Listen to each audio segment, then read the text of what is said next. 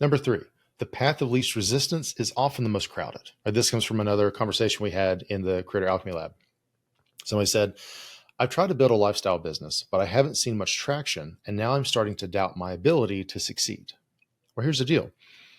When you try to find the path of least resistance or the low-hanging fruit, right? When you go for the low-hanging fruit, most other people are trying to do the same thing.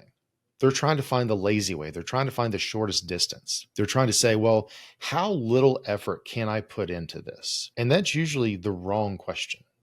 That's also how you get tripped up in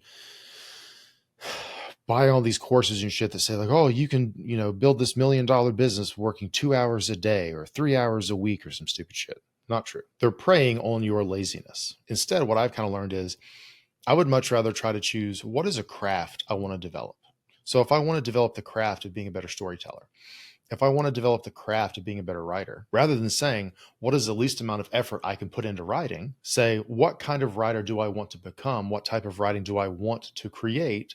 Well, now what skills do I need to cultivate in order to achieve that? Well, suddenly I'm no longer trying to figure out what is the laziest way, what's the least amount of effort I can put in. And now I'm saying what effort is worth putting in? Why is this path worth going down? Why is this craft worth cultivating? Well, now suddenly I'm spending 5 years developing the craft of storytelling or public speaking. Well, that naturally sets me apart from everybody else trying to do the least amount of effort possible, which is why they still suck at speaking or they still suck at writing or whatever the result is they're trying to get. So rather than trying to find the path of least resistance, trying to identify which path is most worthwhile for me and how do I equip myself to best go down that path and succeed.